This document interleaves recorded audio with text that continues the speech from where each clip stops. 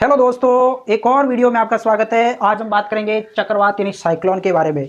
आपको पता होगा कि जून महीने के अंदर राजस्थान, महाराष्ट्र और गुजरात के तटीय इलाकों से एक बहुत ही बड़ा चक्रवात आकर टकराया और जिसे जन धन माल की हानि भी हुई। तो आखिर चक्रवात होते क्या है और चक्रवात बनते कैसे हैं और चक्रवात ज़्यादा कहाँ बनते हैं और किन किन देशों को ज़्यादा प्रभावित करते हैं, उसके बारे में हम जानेंगे। तो देखो, चक्रवात का मतलब होता है कि बवंडर। क्या होता है? बवंडर यानी हवा का बवंडर। जो हवा का बवंडर होगा वो कैसा होगा कि भाई मान लेते हैं कि भाई ये कोई पॉइंट है और उस जगह पर लो प्रेशर होगा तो बाहर हाई प्रेशर होगा। ठीक है, मान लेते हैं यहाँ पर कोई एक लो प्रेशर पॉइंट बना तो इसके चारों ओर एक हाई प्रेशर की कुंडलियाँ बढ़ेगी। क्या बनेगी? हाई प्रेशर की कुंडलियाँ बनेगी। हाई प्रेशर की कुंडलियाँ बनती जाएगी इस प्रकार से। यानी इसका जो पथ होता ना वो बाहर से अंदर की ओर होता है, यानी केंद्र की ओर हवाएं जाती है, बाहर से केंद्र की ओर हवाएं जाती है और वो आगे धीरे धीरे बढ़ता है। तो देखो, हमारी पृथ्वी को दो भागों में बांटा गया अक्षांश के रूप में। बीच में है भूमध्य रेखा या विषुवत रेखा। विषुवत रेखा के ऊपर को हम कहते हैं उत्तरी गोलार्ध और नीचे वाले हिस्से को कहते हैं हम दक्षिणी गोलार्ध। तो देखो, इसमें वायु दाब पेटियाँ बनती है कुछ। ये तो ध्रुवीय है, ये साउथ पोल है, मान लेते हैं ये है साउथ पोल और ये है नॉर्थ पोल। ठीक है, तो देखो बीच में होगी 0 डिग्री अक्षांश रेखा, उसके आगे 23.5 डिग्री साउथ और 23.5 डिग्री ही नॉर्थ में जो भी ये क्षेत्र होगा, इस क्षेत्र को हम कहते हैं उष्ण कटिबंधीय क्षेत्र। उसको हम क्या कहते हैं? उष्ण कटिबंधीय क्षेत्र के नाम से जानते हैं। और 23.5 से लेकर 66.5 डिग्री नॉर्थ और 23.5 डिग्री साउथ से लेकर 66 डिग्री साउथ का जो एरिया होता है, मान लेते हैं ये एरिया होता है ना, ये एरिया, इस एरिया को शीतोष्ण कटिबंध क्षेत्र कहते हैं और इस एरिया को भी हम शीतोष्ण कटिबंधीय क्षेत्र के नाम से जानते हैं। और उसके ऊपर होगा ये ध्रुव होगा, ये ध्रुवीय क्षेत्र होगा, यानी इधर उत्तरी ध्रुव और यह है दक्षिणी ध्रुव। तो देखो, ज़्यादा जो चक्रवात बनते हैं ना, वो चक्रवात बनते हैं उष्ण कटिबंधीय क्षेत्र और यानी 23.5 डिग्री नॉर्थ और 23.5 डिग्री साउथ का जो एरिया है, यानी इस एरिया में सबसे ज़्यादा चक्रवात बनते हैं। इस एरिया में सबसे ज़्यादा चक्रवात बनते हैं। क्या बनते हैं? किस भाई ज़्यादा हमारे इस पृथ्वी पर ज़्यादा चक्रवात कहाँ पर बनते हैं? 23.5 डिग्री नॉर्थ से लेकर 23.5 डिग्री साउथ के मध्य ज़्यादा चक्रवात बनते हैं। ठीक है, लेकिन एक और इसमें कंडीशन है, 0 डिग्री से लेकर 10 डिग्री उत्तरी अक्षांश और 10 डिग्री दक्षिणी अक्षांश के बीच में जो ये चक्रवात होते हैं बिल्कुल कम बनते हैं। क्यों बनते हैं? क्योंकि इसका प्रभाव है कॉरियोलिस बल प्रभाव। कॉरियोलिस बल प्रभाव होता क्या है? विषुवत रेखा के ऊपर जो ही ऊपर से उत्तरी गोलार्ध से और दक्षिणी गोलार्ध से हवाएं आती है, तो देखो सूर्य की स्थिति यहाँ पर भूमध्य रेखा के पास है। सूर्य की स्थिति भूमध्य रेखा के पास है, यानी मार्च और सितंबर का जो महीना होता है ना, मार्च और सितंबर के महीने में विषुवत रेखा के ऊपर सूर्य की सीधी किरणें पड़ती है, जिसकी वजह से क्या होता है, उसका स्थल गर्म हो जाता है। क्या होता था? गर्म होता है। और जब गर्म वायु होगी तो वो ऊपर उठेगी। क्या उठेगी? ऊपर उठेगी। तो देखो, इधर से भी हवाएं चलेगी इस बल के कारण। भाई 23.5 डिग्री साउथ से और 23.5 डिग्री नॉर्थ से हवाएं विषुवत रेखा की ओर चलेगी। तो क्या होगा? ज्यों ही वो आपस में मिलने की कोशिश करेगी तो 10 डिग्री ऊपर नॉर्थ में और 10 डिग्री साउथ में वो हवाएं ज़्यादा गर्म होने के कारण क्या हो जाती है? ऊपर चढ़ जाती है। ऊपर चढ़ने के कारण यहाँ पर खूब वर्षा होती है, संघनन हो जाता है, वायु में नमी हो जाती है और बादल बन जाते हैं और खूब बरसते हैं। तो आप देखेंगे कांगो प्रदेश है साउथ अफ्रीका में, तो यहाँ पर सदाबहार वन पाए जाते हैं, क्योंकि यहाँ पर बरसात होती रहती है, इसीलिए यहाँ पर सदाबहार वन पाए जाते हैं। यानी विषुवत रेखा के आसपास जो भी एरिया है वहाँ पर सदाबहार वन पाए जाते हैं और वहाँ पर वर्षा भी खूब होती है। और उसका जो सबसे बड़ा कारण है वो कॉरियोलिस बल प्रभाव है।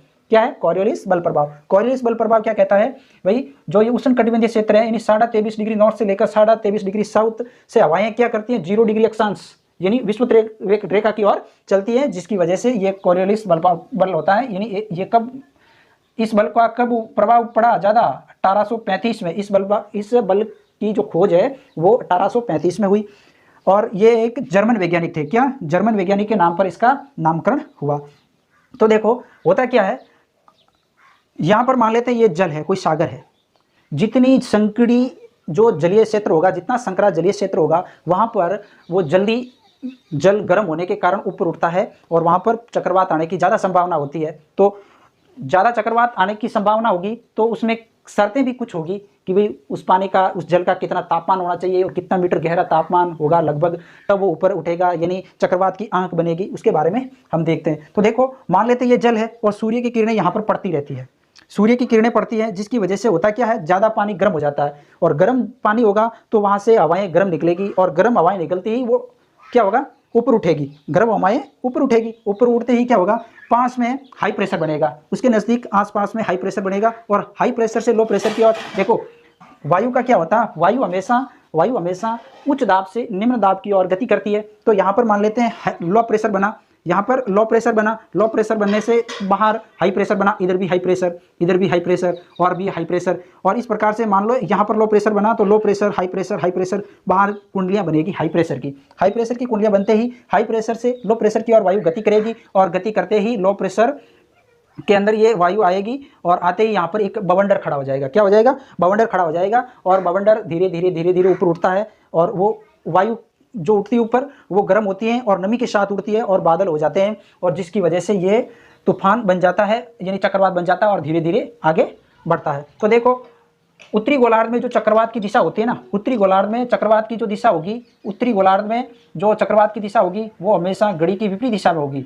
ठीक है, घड़ी की विपरीत दिशा में, और जो दक्षिणी गोलार्ध में जो चक्रवात आएंगे उन चक्रवात की जो दिशा होगी वो घड़ी की दिशा में होगी, यानी वो क्लॉकवाइज घूमेगा। जो ये चक्रवात है वो क्लॉकवाइज उसकी पौने घूमेगी, और उत्तरी गोलार्ध में ये एंटी क्लॉकवाइज यानी घड़ी की विपरीत दिशा में घूमेगी।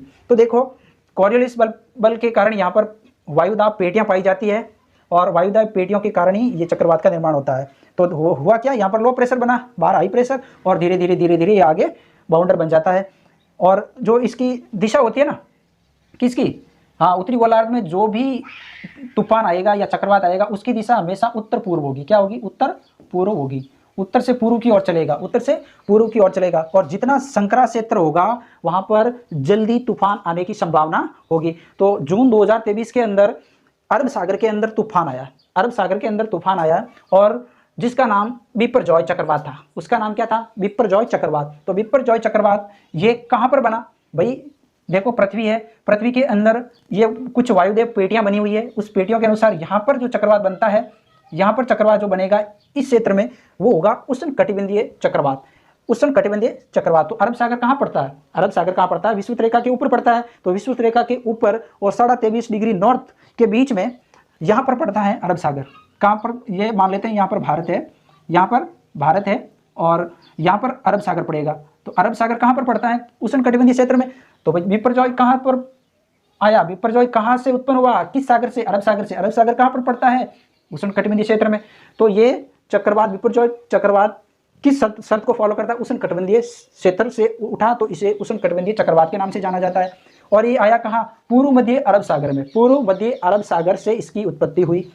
देखो इसका जो लैंडफॉल है, यानी ये सबसे पहले आकर कहाँ टकराया, भारत पाकिस्तान की सीमा से आकर टकराता है सबसे पहले, इसीलिए यहाँ पर ये इसका लैंडफॉल है। लैंडफॉल क्या है, भारत पाकिस्तान की सीमा। 2023 में उत्तरी हिंद महासागर का तीसरा डिप्रेशन है ये, जो ये बिपरजॉय ये तीसरा डिप्रेशन था, यानी चक्रवात तो आए थे, डिप्रेशन कितनी बार बने, ये तीसरी बार डिप्रेशन बना था। इससे पहले 2 बार डिप्रेशन बन चुके थे, लेकिन इसका चक्रवात जो चक्रवाती तूफान बना ये दूसरा चक्रवाती तूफान था, यानी हिंद महासागर में ये दूसरा चक्रवाती तूफान था, उत्तरी हिंद महासागर का ये दूसरा चक्रवाती तूफान था। भारतीय मौसम विज्ञान ने सबसे पहले 6 जून 2023 को इसको नोटिस किया कि भाई यहाँ पर चक्रवात की जो आंख बन रही है और ये चक्रवात का रूप धारण कर सकती है, विकराल रूप धारण कर सकती है। और बिपरजॉय का जो कमजोरी का कारण था, बिपरजॉय शांत कैसे हुआ या कमजोर कैसे पड़ा, गहरे प्रज्वलित संवहन के कारण, डी फ्लारिंग कन्वेक्शन के कारण। और जो ये बिपरजॉय चक्रवात की जो बढ़ने की जो दिशा थी, आगे चलने की दिशा थी, वो उत्तर पूर्व दिशा की ओर आगे बढ़ रहा था। मान लेते हैं ये भारत है, ठीक है, ये अरब सागर से यहाँ से उठा तो ये उत्तर की ओर भी चल रहा था और पूर्व की ओर भी चल रहा था, इसीलिए यहाँ पर गुजरात, राजस्थान, महाराष्ट्र इन राज्यों से आकर यहाँ पर वो टकराता है, और यहाँ पर बहुत ज़्यादा हानि भी होती है। और इससे प्रभावित होने वाले राज्य, यानी बिपरजॉय चक्रवात से प्रभावित होने वाले जो मुख्य राज्य है वो गुजरात, महाराष्ट्र और राजस्थान है। तो देखो चक्रवात को अलग अलग देशों में अलग अलग नाम से भी जाना जाता है, जैसे टार्नेडो, टॉर्नेडो चक्रवात है। टॉर्नेडो चक्रवात ऑस्ट्रेलिया और यूएसए यानी संयुक्त राज्य अमेरिका में टॉर्नेडो के नाम से जाना जाता है इस चक्रवात को। और टॉर्नेडो की जो स्पीड होती है ना, जो स्थलीय वायु गति, स्थलीय वायु यानी पवन की गति होती है 325 किलोमीटर प्रति घंटा। 325 किलोमीटर प्रति घंटा की रफ्तार से चलती है। इसकी अधिकतम पवन की जो वेग है 325 किलोमीटर प्रति घंटे की रफ्तार से। और एक है हरिकेन्स, ये अटलांटिक महासागर के अंदर उत्पन्न होता है। ठीक है, हरिकेन्स, इसको अटलांटिक महासागर के अंदर जो चक्रवात आते हैं उसको हरिकेन्स के नाम से जाना जाता है। और इसकी जो स्पीड होती है 121 किलोमीटर प्रति घंटे की रफ्तार से। इसी प्रकार से टाइफून, ये टाइफून प्रशांत महासागर और चीन सागर में ज़्यादा उत्पन्न होता है और जो इसकी स्पीड होती है 160 किलोमीटर प्रति घंटे की रफ्तार होती है। इसी प्रकार के वीडियो देखने के लिए हमारे चैनल को सब्सक्राइब करो, वीडियो को लाइक और शेयर करो। जय हिंद।